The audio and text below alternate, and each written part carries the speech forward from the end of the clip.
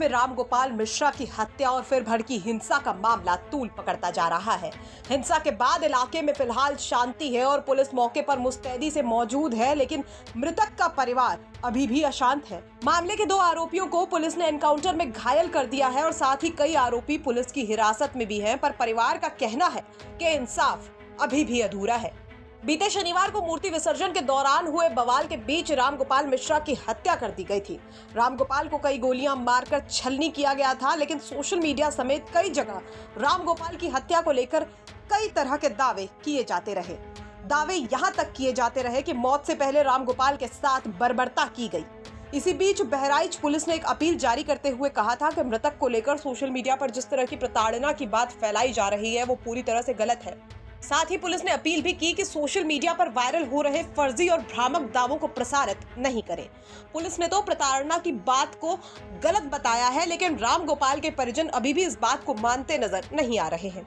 उनका कहना है कि रामगोपाल के साथ बर्बरता की गई। इस पूरे मुद्दे को लेकर जब हमने मृतक रामगोपाल के चाचा से बात की तो सुनिए उन्होंने क्या कुछ कहा। लेकिन एक जो कह रही है, पुलिस कह रही है और वो कह रहे हैं कि ऐसा कुछ भी नहीं हुआ। ऐसा मेरा सुनने में कुछ आया नहीं कि पुलिस ने कुछ बयान दिया है, ये मेरे सुनने में आया नहीं। मैंने सीएमओ साहब का बयान देखा जिसमें वो कह रहे हैं कि 20 मिनट तक तड़पा कर उसको मारा गया है। ये सब बात तो कहीं ना कहीं इस जुटलाई तरह जा की रही है। निर्मम हत्या की गई है उसकी, जिसमें मेरे गांव के भी 2 लोग सम्मिलित हैं, मारूफ अली सिद्दीकी और ननकऊ साईं।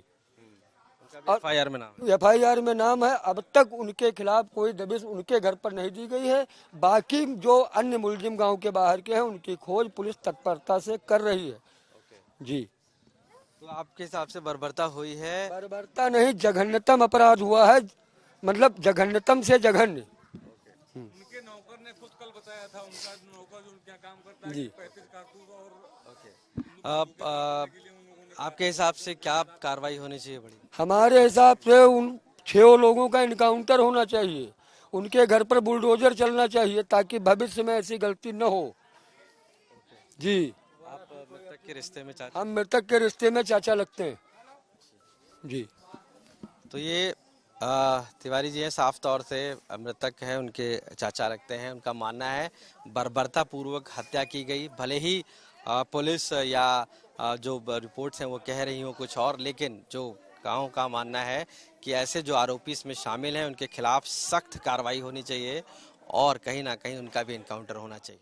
तो मृतक के चाचा का कहना है कि रामगोपाल के साथ बर्बरता की गई है, साथ ही वो अपराधियों के लिए बुलडोजर एक्शन और एनकाउंटर की मांग कर रहे हैं। लेकिन बहराइच पुलिस ने जो अपील जारी करते हुए पोस्ट लिखा था उसमें ये साफ कहा गया था, बहराइच में घटित घटना में एक हिंदू व्यक्ति की हत्या के संबंध में सोशल मीडिया में सांप्रदायिक सौहार्द को बिगाड़ने के उद्देश्य से भ्रामक सूचना जैसे मृतक को करंट लगाना, तलवार से मारना और नाखून उखाड़ना आदि बातें फैलाई जा रही हैं, जिसमें कोई सच्चाई नहीं है।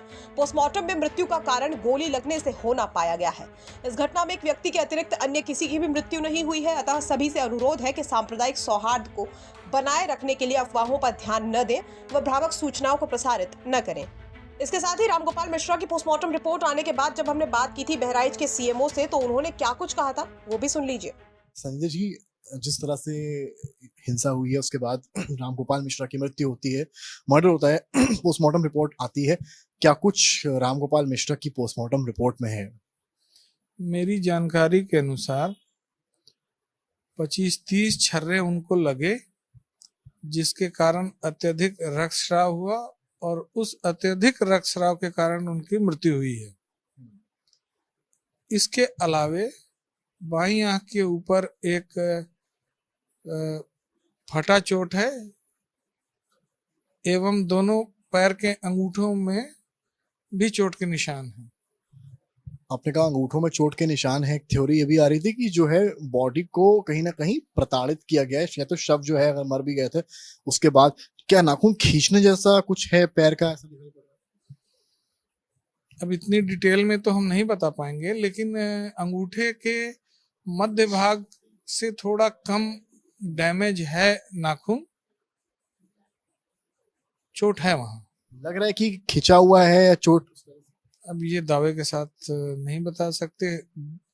चोट है इतना पता चल रहा है, अब खींचने से हुआ है या किसी और चीज से, ये तो जो डॉक्टर साहब लोग किए हैं पोस्टमार्टम वो डिटेल बता सकते। तो सीएमओ का भी ये कहना है कि गोलियां लगने के कारण रक्तस्राव हुआ, जिसके कारण मृत्यु हुई है। लेकिन हालांकि चोट लगने के निशान पाए गए हैं, लेकिन वो नाखून खींचने के कारण आए हैं या नहीं, ये साफ नहीं बताया जा सकता। बहरहाल परिवार अपनी बात पर अड़ा है और इंसाफ की मांग कर रहा है। वहीं पुलिस भी मामले की जांच और कार्रवाई में जुटी हुई है। अब देखना दिलचस्प होगा कि इस केस में आगे क्या कुछ कार्रवाई देखने को मिलती है।